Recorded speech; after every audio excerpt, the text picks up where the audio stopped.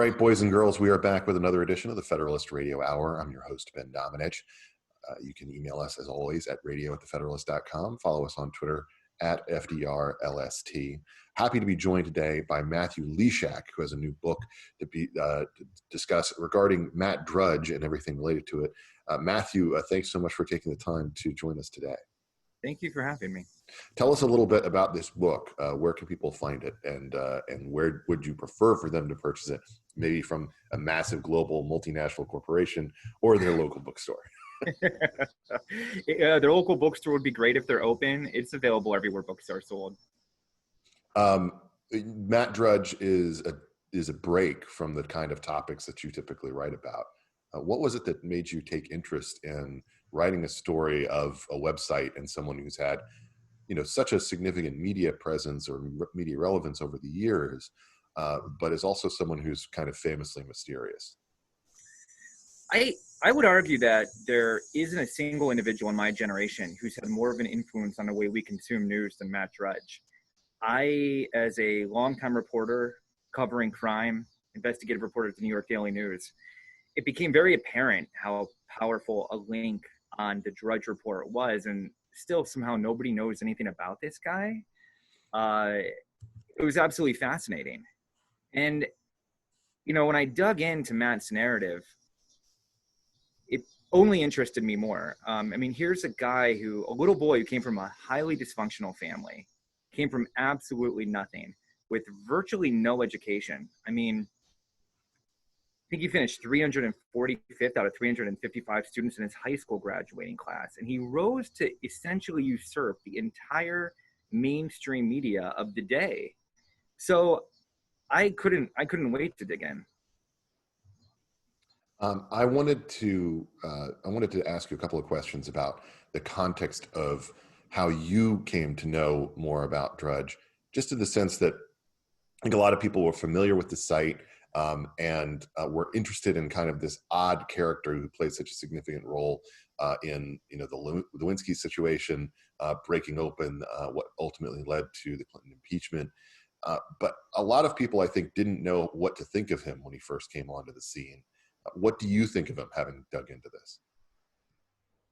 Well, I think back at the moment, you mentioned the Lewinsky story, and that's where Matt became introduced to the wider American population. And I look at that as this pivotal moment in journalism. And rarely when you look back can you see these demarcation lines of before and after.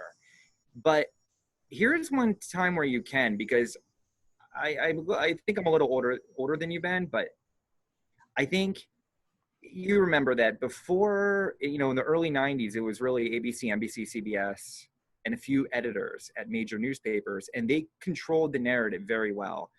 If they didn't want us to know about the affairs JFK was having, we just didn't know, and it was the same with other presidents. Newsweek decided that we weren't going to get the story about Lewinsky and the intern for many different reasons, and I spoke to Mike Lysiak at length about this. And, they had some really legitimate reasons. But when Matt clicked enter on his mouse and sent that story, it changed everything, because you can't hold stories anymore. There are no filters and there are no gatekeepers. We're getting all the information all the time. And trying to really, when you're looking at how we got to where we are now in terms of media, especially conservative media, I think this entire populist revolution in media, which is what I would consider it, started then, at that exact moment. There's so many different aspects of media that have changed dramatically since that moment. How relevant do you believe that Matt Drudge and the Drudge Report are today by comparison to their peak? Well, I know what you're saying, and you're right. Matt and the Drudge Report have lost some of their influence. Social media took a big chunk out of Matt Drudge. Mm-hmm.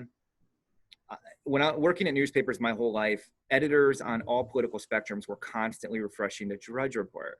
And it wasn't because they had some sort of affinity towards Matt personally or the aesthetics of his very outdated website. It was because they didn't want to miss anything. They needed to be first. Matt was always first. Matt's not first anymore. And it's actually not even close. Twitter holds that trophy.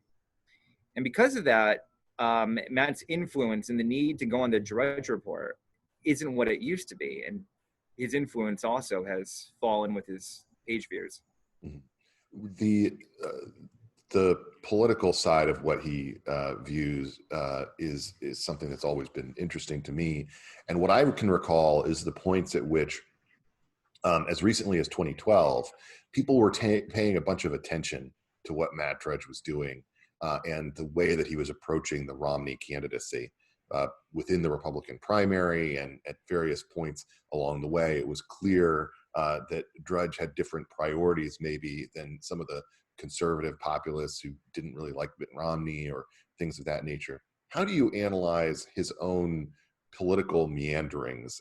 And I know that you've said that, you know, it's about what helps the site first, but to me, it just seems interesting how outsized of a role he played in the past within intra-Republican squabbles. Oh, he played a huge role. I mean, dating back to the late 90s, every major campaign had on staff somebody who was referred to as a Drudge whisperer. That was somebody who, their job, at least in part, was to make a connection with Matt and hopefully influence his website. In terms of how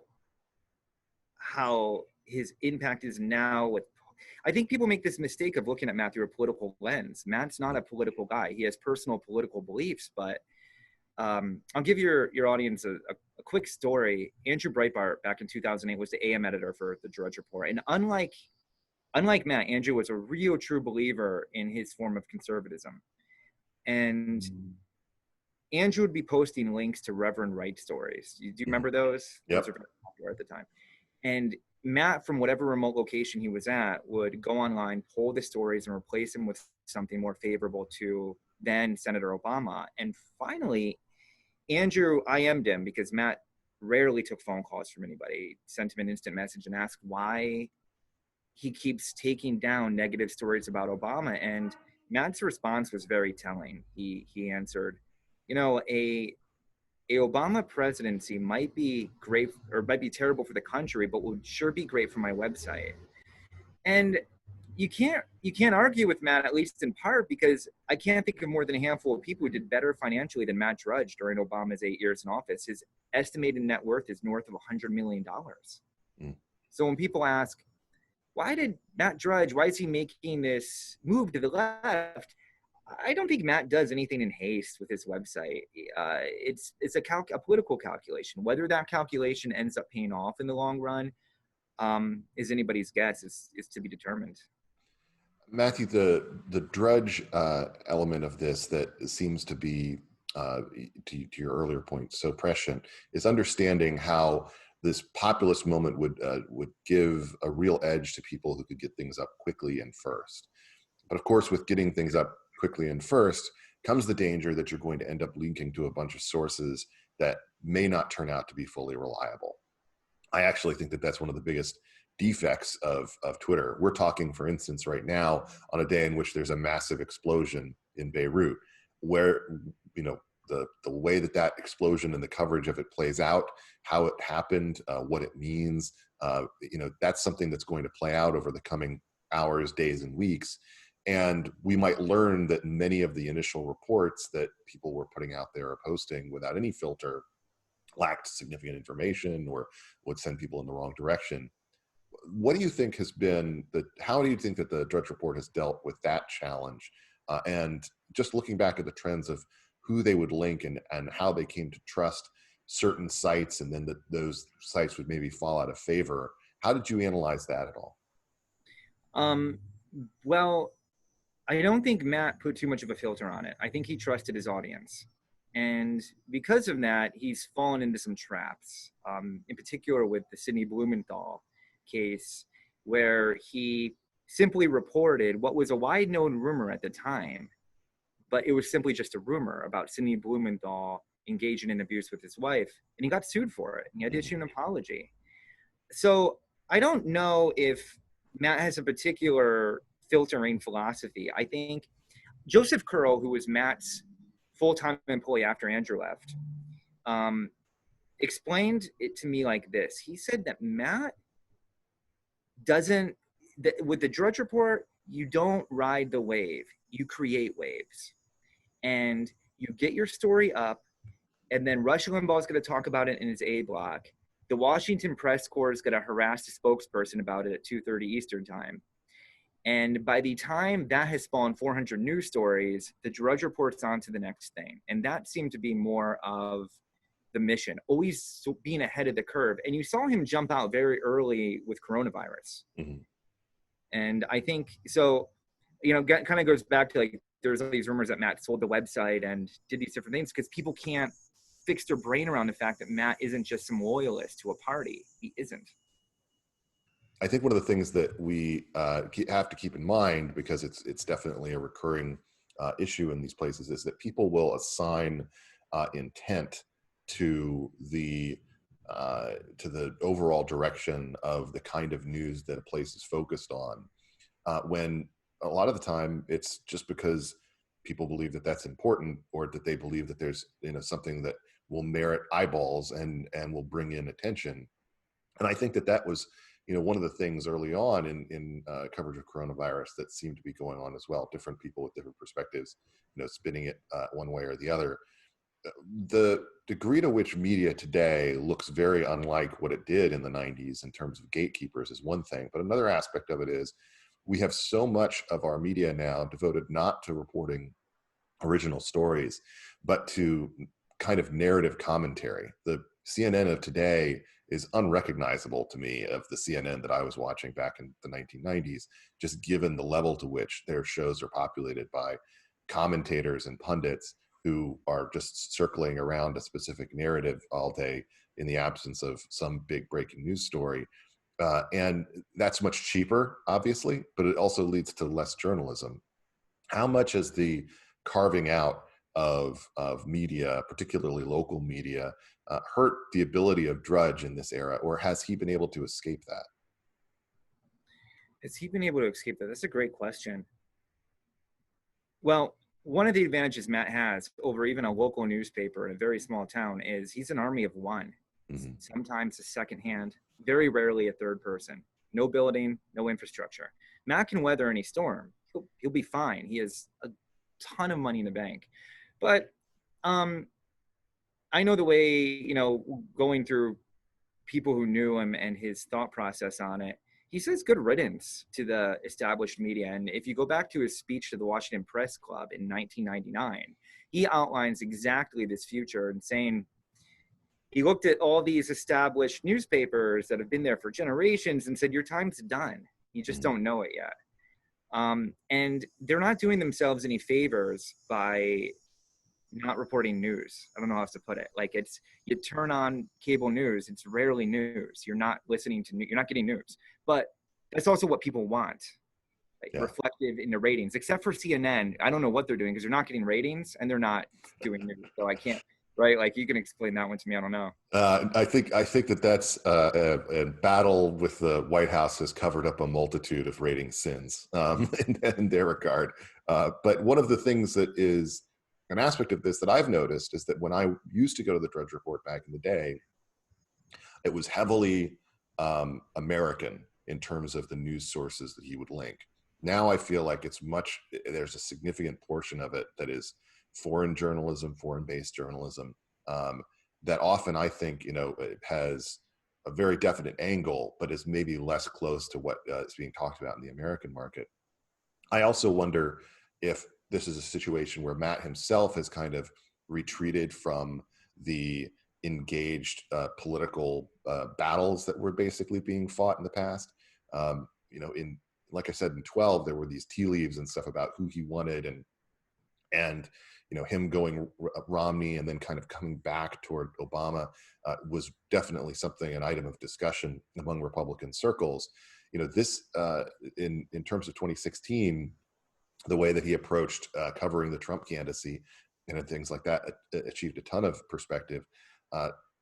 Just the other day, we actually were doing a conversation with some youngsters about the Drudge Report, and we had to explain what it was. And so that's just a very different phase in terms of relevance and presence in Republican circles, particularly. Is he aware of that? Do you think he cares?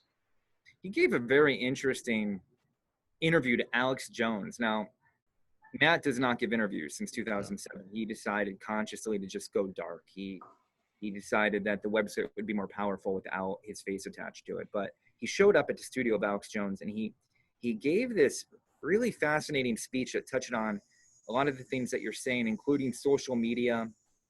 And he waxed nostalgic a bit about the days when he began and how the internet was free and full of life and these bold, bright colors. And the way he termed it now is the people growing up today experience the internet through what he termed social media ghettos, where your creativity is in a box dictated by what Facebook says is permissible in that box, and Twitter and Instagram and so on.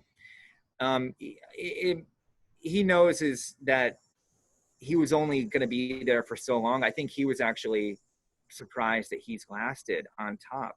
But it's interesting because I remember having conversations with people about the Drudge Report a decade ago, and the question, like, who's going to replace Matt? Because there's always somebody who was starting up a website that was going to be the next Drudge Report. It's a little ironic that there was nobody who could replace Matt. It was a movement, much like he was. You know, Replacing him. I do think that that's interesting. To the extent that, and your book is called The Drudge Revolution, is this a situation where the revolution had a lot of followers, but they went off in different directions? Yeah, I mean, you look at the dichotomy set up now between Matt Drudge and who's had all these millions of loyal followers, sometimes for as long as decades, and Trump. And just until a few months ago, they were all drinking water out of the same well. Mm-hmm. Now what? Like, there's a collision course and something has to give. And I think Matt is taking a real gamble, like possibly the gamble of his career, because if he continues his coverage the way he has been and Trump does win re-election, I think the reputation Matt's earned over the years as a political kingmaker is dead and buried. Mm-hmm.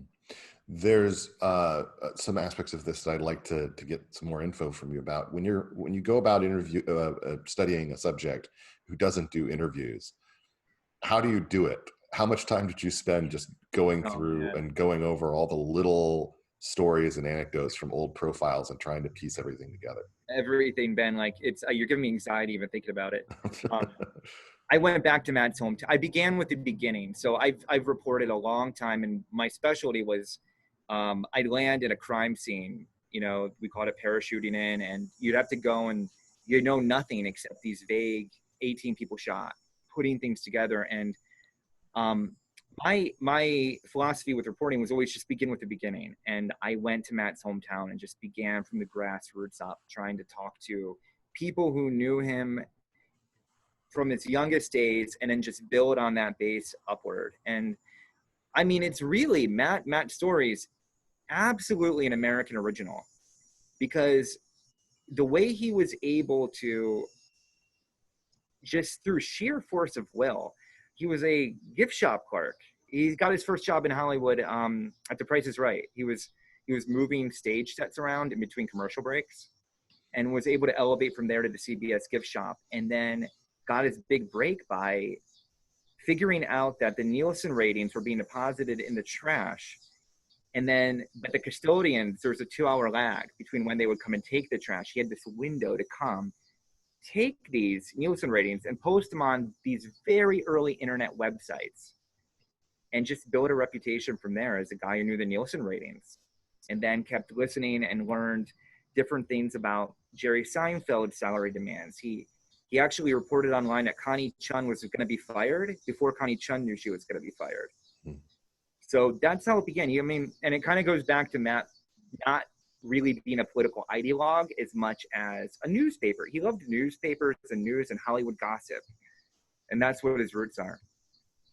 The Hollywood gossip side of things is an interesting aspect of this to talk about, because to me, one of the biggest, differences between the before and after of Andrew Breitbart's passing is how much Hollywood and pop culture were a major focus of his time.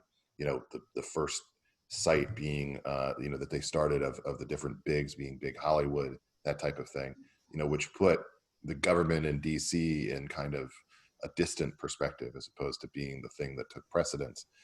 Tell me a little bit about their relationship and how that came to be, and what role it played in both the ways that Breitbart learned from him and the ways that they were different. When Matt was posting on those early internet websites, he was posting on all of them, and he would say Matt from Hollywood. And Andrew reached out to him, and Matt agreed to meet with them, and they met at Andrew's future mother-in-law's house, Allie Mills, who played the mom in Wonder Years, and Orson Bean in the Venice Canal area of Los Angeles.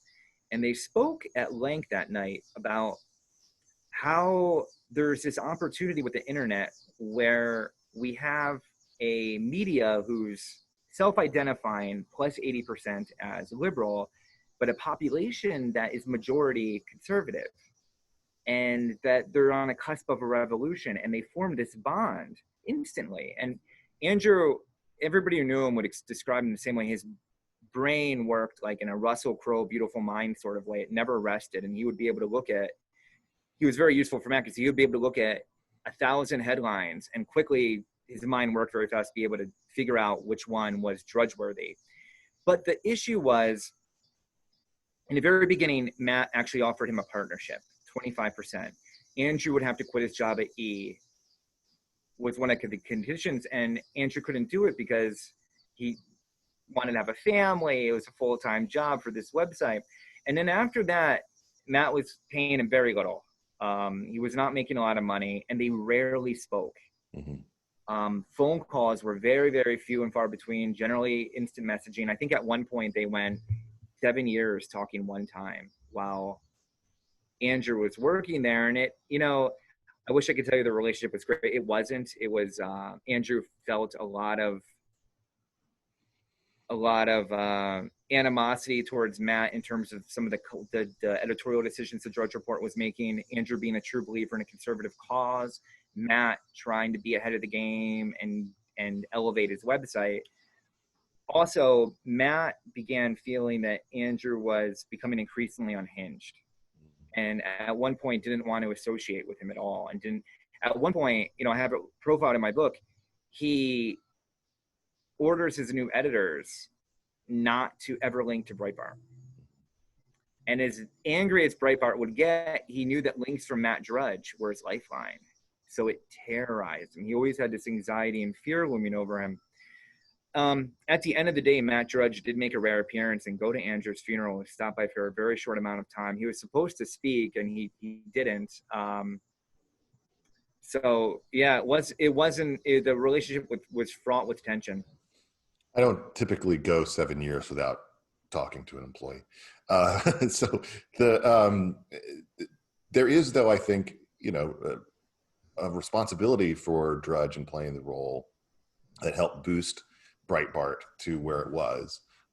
Just the ability to have them listed alongside, you know, major long-term media organizations was critical to their success, I would say. One of the other things, though, that comes with that, I think, is maybe a closer association than one might like. In this case, do you think that people on the outside kind of who didn't really know what was going on, made the mistake of assuming that Drudge too was kind of a true believer in some kind of populist conservative cause and not just someone who wanted to do news and to make money doing it? Of course, and a lot of that stems from Matt's big break, which was the Lewinsky story. And for a long time, there was that how Matt got that story was a bit shrouded in mystery, but my book reveals it. And this isn't a slide on Matt's reporting, but I've been a reporter a long time, and some of the stories I've worked hardest on never make a splash. And some of my best scoops were things where people simply picked up the phone and called me. Yeah. In the case of this situation, Lucianne Goldberg was fed up that Newsweek was not running this story, and her friend, Ann Coulter, kept saying, you know, I know this guy. And finally, Lucianne told me she just called Matt Drudge up and gave him everything. And she told me that an hour later, she checked the internet and it was posted. She told me she knew from that point forward, everything in media had changed. And then according to the Star Report, I believe it was 3 hours after it was posted, that Bill Clinton in the White House was on the Drudge Report, not the New York Times, not the Washington Post. He was on the Drudge Report, and he knew his administration was on fire. One of the elements of this that changed, along with the elimination of gatekeepers that you're talking about, is the lack of any ability to effectively spin the editorial perspective of a place to tamp down on stories like this. For instance, when, in the past, when reports that would be uncomfortable for an administration might come forward, people, would debate internally over the periods of days and weeks whether they should run with a story or not, and there would be some back and forth with the authorities in question or with the leading members of a politician's team. Now, I think a lot of the editorial staff of major media organizations fear that if they don't run with something, that someone will leak this story out through some other capacity, that they'll take it to someone who might have an interest in writing about it critically, or the decision not to run it critically. A good example of that played out relatively recently, for instance, was this random and sort of odd Washington Post report about a woman wearing a racially insensitive Halloween costume in the vein of Megyn Kelly. I don't know if you saw this. But they were very explicit in like the follow-on media reporting that the reason the Post ran with this story is because there were some of their other people there, particularly their cartoonist was at this party, and they were worried that the internal gossip about this story would get out and someone else would run it. I am concerned that when it comes to the types of stories that we see now that rush out a little half-baked, or sometimes a lot half-baked, it's because everyone has that tendency to want to get it out as quickly as possible with a little bit of surrounding expert commentary if they can, and not with going and diligently walking through the different processes. I think that's one of the big problems with media that has been a recurring issue frequently. Do you think that Drudge contributed to that? Yes, he did. It was also a perfect storm of the internet and cultural changes. But yeah, I mean, it's hard and discouraging when an investigative report. I remember at New York Daily News, a long-term investigative report on troubles at a housing project. An editor had to invest so much money in, would not get as many pages as a Saved by the Bell Where Are They Now, or a Miley Cyrus nipple slip, which costs nothing to put up. But I'm actually kind of an optimist in terms of where we are in journalism, because I think we're in a transition stage. Turn of the century, we had 50 papers in some cities, sometimes more, and you had a paper for Republicans or for Democrats, and then it moved towards consolidation for a while, and then Drudge broke that, and now we're back in chaos. But I like the idea that, tyrants, the first thing they always try to do is control the flow of information in some of these countries that don't have the freedoms that we have. And I love the idea that, somebody in Iran, it's very hard to stop the internet. And it's unlike any kind of printing press that's developed through all these waves. But it's definitely a concern. And it just comes down to people making choices, right? You are catering to a certain audience at the Federalist, and you trust your audience to be smart. Mm-hmm. And I don't know how, I don't have clear vision how it all gets resolved, but it just seems like it eventually will. People are smart and they want good information. So yeah, I think that there is definitely some aspects of optimism to be had about the way that media is dealing with this moment, just because I do think that there's some interesting things going on with smaller groups and with the ability of individual reporters to accomplish some pretty impressive work with effectively mobile studios, the ability to take high quality pictures, and to get in a car and go out and just find stories themselves and talk to people in ways that a lot of the major, New York based or corporate media entities seem less interested in doing. I also think though that there's some real negative developments in media in terms of the way that people are being driven out of various entities for having the wrong views, having political views or cultural views that people don't tend to like. And that makes me think of one aspect of this that has always stuck out. Who would have hired Matt Drudge, 10 years ago or 20 years ago to even work for them as a media organization? It doesn't seem to me like it would have been possible for him to work anywhere, despite being such a phenomenal success in what he did there for 20 years. Absolutely nobody would have hired Matt Drudge, who barely graduated high school and had no credentials. And what's that say about media?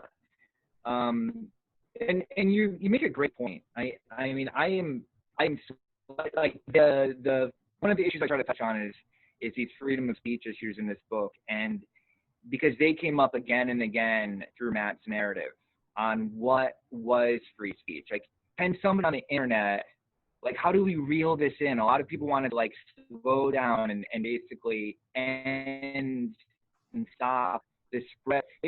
Hillary Clinton gave an interview in Today's Show, and she said one of the things we're going to need to look at, this is after Matt reported the Lewinsky story, we're going to have to look at, kind of ways to control and rein in this new form of media. Well, for people like me, that's terrifying. I make my living off of free speech. And you're right. That is different. I don't remember a time when saying the wrong thing that could end you so quickly. And that's a bit terrifying. Matt would never have been able to start 2 feet off the ground in today's environment if he tried to begin. Also, I think he would have been regulated out of existence by some of these big corporations. I mean, they move pretty quickly. They move in pretty fast. That's a great point. I wish I could give you a better answer. I have nothing. That's okay.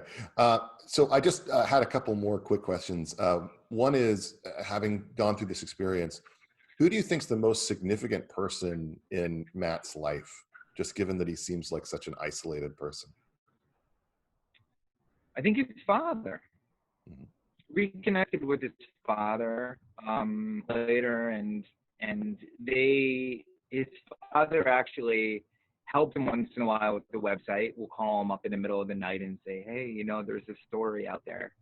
And Matt's, one of the sadder parts about this book was going through all these people who were close with Matt at the time, and they're all gone. Like, and I don't, you ever have that friend in high school who, like, they stopped talking to you and you thought it was you, but then you talk to all the other people who were in that clique and they stopped talking to everybody. I had a lot of that when I was talking to different individuals who were close to Matt. Like, they thought they might have offended him. And it turned out that no, Matt went through something. He cut everybody out, everybody except a small handful of people. And those people, he doesn't see much. It's a lot of instant messaging. What's his relationship like with Ann Coulter?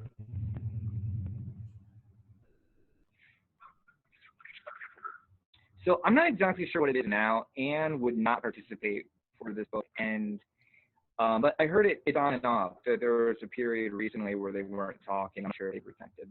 Mm-hmm. And in terms of the way that he's viewed by the kind of California cadre of Breitbart people, former friends of Andrew, do they view him as someone who kind of betrayed Andrew ultimately? Yeah, a lot of Andrew's friends aren't big fans of Matt Drudge. Mm-hmm. They felt as though Matt abused that relationship, underpaid him, didn't respect him, and ultimately made life very difficult for Andrew. And all Andrew really ever wanted to do was start this movement, which I think if he could see where it's gone now, in some ways would be very, very shocked by the impact. Yeah, I think that's one of the great unknowns that we have to face in terms of how he might have redirected things in the absence of Steve Bannon running that site. I want to thank you, Matthew, for taking the time to talk to me today. Matthew Lysiak's book is The Drudge Revolution. And as he said, you can find it hopefully in local bookstores, but also in global massive corporations. And thank you, Matthew, for taking the time to do this, and also for looking into, I think, one of the real mysteries or mysterious figures that has had such a significant role to play in America's politics. Thank you so much for having me, Ben. It's been fun. We'll be back soon with more. It's been another edition of the Federalist Radio Hour. Until then, be lovers of freedom and anxious for the fray.